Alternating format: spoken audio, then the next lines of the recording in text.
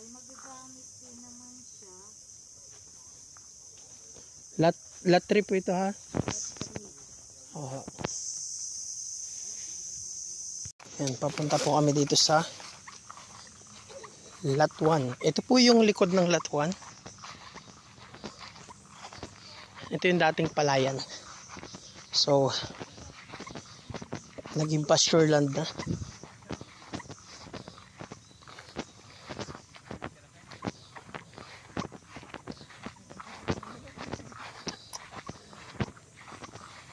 Ayan, yan po mga muhon.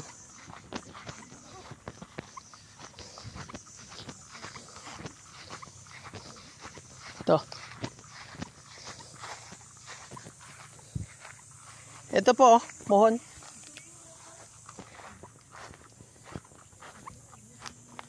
So ito yung magiging linya ng kalsada dito. Yan. So kalsada, property, dagat. Yan. So ito po yung muhon naman nitong Lot 1 dito sa likod. Yan, papunta dun. So ito yung sakop ng Lot 1. So ito yung magiging kalsada palabas. Ito yung lalagyan ng kalsada po. 5 meters ang kalsada. So yung pinaka-buyer po natin ay from US po.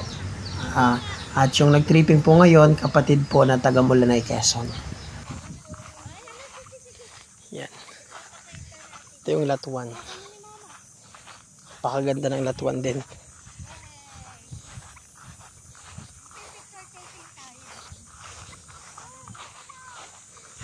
Ito yung sakop na Nyugan. Itong Lot 1. At ayun na nga mga farm lot, may dala po silang pagkain. Kaya ayun, inaya ko sila dito sa may tabing dagat. And dito na rin po sila kumain mga ka-farm lot. So ayan, low tide po ngayon. Ayan mga farm lot, kausap na po ng buyer natin yung representative niyo pong kapatid na taga US. At nakaka-proud mga ka-farm lot yung buyer natin dito. Filipino po, nakabase sa US. Ano po siya? Scientist. Nakakatuwa naman. So ang galing po mga ka-farm lot. And yun nga, dumating na rin sila Ma'am Cora, sila Sir Joseph. At yun, mag-uusap na po kasi may dala na pong pang earnest money. Hindi po earnest money. Reservation para dun sa Lot 1. Ayan, on the spot reservation po para dun sa recommended natin na Lot 1 para sa ating buyer mga ka-farm lot. And ayun, papunta tayo dito sa mga available pa. So ito mga ka-farm lot, Lot 3 to.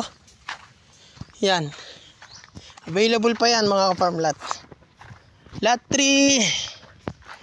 Mamaya, yan ang ipapakita natin sa buyer natin parating. So, dalawa po kasi yung dumating today, ngayong Friday. Yan, so sila. Then, yung kausap natin nasa Gumaka pa. So, mamaya, ito yung ipapakita ko sa kanila. So, ito po yung Lot 4. Sog! Kain na muna! Kumain ako ay! Pinakain ako dun.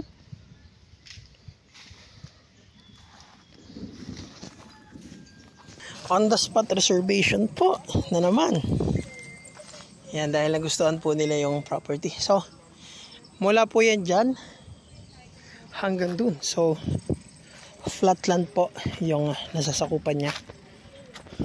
So, hindi pa lang po nakiklear na linis, pero majority po naklear na po yan. Natabasan na. Yan, Nyugan po ang tabing dagat, ang tabing kalsada po doon. Carabao Grass flatland area po yan. Dating palayan. Yan, makikita nyo dyan. Yan po yung Lot 1. Yan.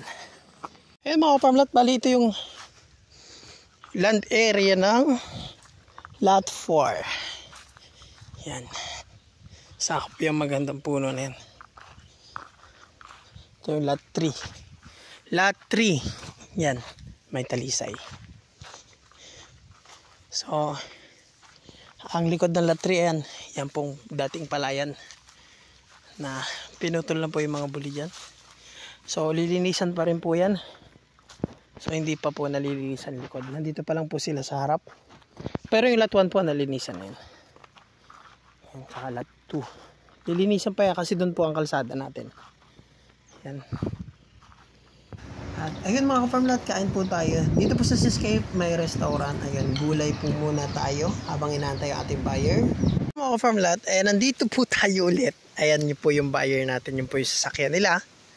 So, since kakakuha lang nito kanina, itong lot 1 and itong lot 2 ay dun sa taga Cavite, and then itong lot 3 yung papakita po natin ngayon sa ating buyer na dumating.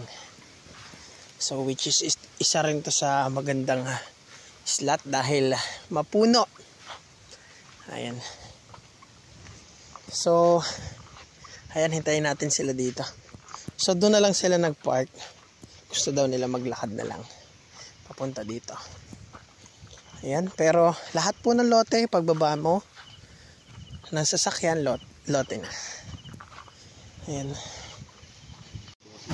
So ayan, nandito po kami sa lot 4 at medyo mas interested po ang buyer sa lot 4.